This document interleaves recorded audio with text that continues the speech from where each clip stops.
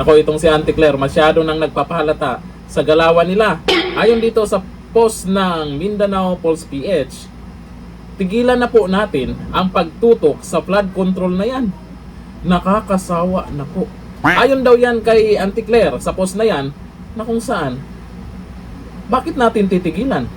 Pero kay BP Sara ay tuloy-tuloy pa rin sila. Tuloy-tuloy pa rin bumabanat kay BP Sara, paninira, at yung impeachment, tuloy-tuloy pa rin sila. Pero dito sa flood control ay gustong tigilan na.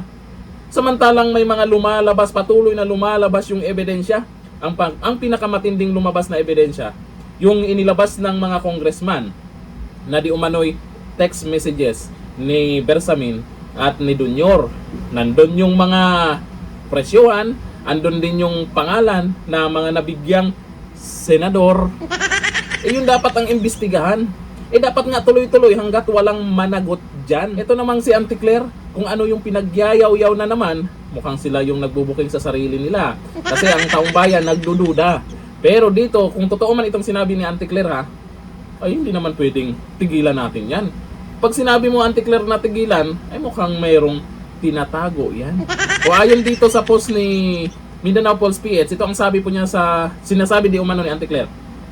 Ganun, dapat kalimutan na lang ng taong bayan ang flood control? Alam mo ba ang sinasabi mo, Yussi Claire Castro?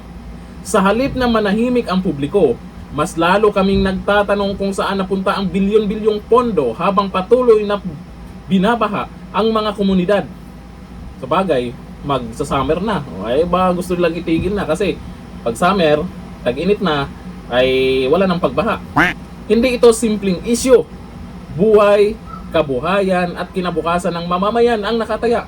Kung walang malinaw na paliwanag at pananagutan, hindi ito basta makakalimutan ng taong bayan. Nakakasawa nga daw, di ba? Baka naman na natatakot tong mga to dahil yung mga ebidensya ngayon ay nadadagdagan at hindi po nananahimik yung mga ibang congressman. No, hindi po nananahimik. May mga senador din po na hindi po basta-basta binabaliwalayan. Yun nga lang kasi, sayang po, si Senator Marcoleta pa yung chairman ng Blue Ribbon ngayon, malamang tuloy-tuloy yan. Ngayon mukhang, ewan lang natin kung ano yung patutunguhan ng ginagawa na investigasyon ni Ping Lacson.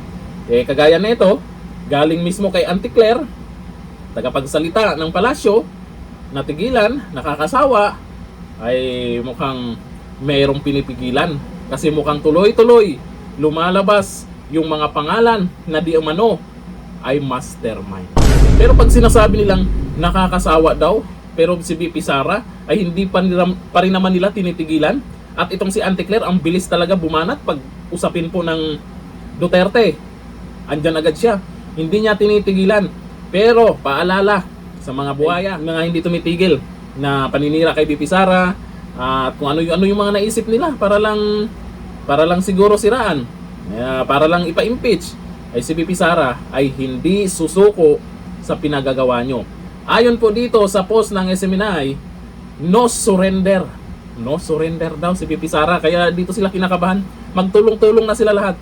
Nanindigan si Vice President Sara Duterte na wala siyang balak bumaba sa pwesto sa kabila ng mga batikos at banta ng impeachment laban sa kanya. O ito, sabi niya, wala. Dito sa pagiging Vice President, walang nangyari na ganun sa akin. Kasi ang pinanghahawakan ko, yung bumoto sa akin correct. Meron po ba sa part sa buhay ninyo, since pagtungtong ninyo, hindi tinuloy yung supposedly continuity, tapos inaraw-araw pa kayong banatan, meron po bang part sa buhay nyo na parang, ayoko na, suko na ako? Wala. Dito sa pagiging Vice President, walang nangyari na ganun sa akin. Kasi ang pinanghahawakan ko, yung bumoto sa akin yung 32 million na mga Pilipino na bumoto sa akin, na kapag sumuko ako, parang sila yung sumuko, parang napahiya sila. So, hindi ko gagawin yon. Kaya ako, noong binabanatan na ako, hanggang ngayon binabanatan pa rin ako, hindi talaga ako susuko. Kaya nga, di ba, yung iba, sabi nila na magre-resign na ito or i-impeach ka. Parang sa akin, hindi ako magre-resign.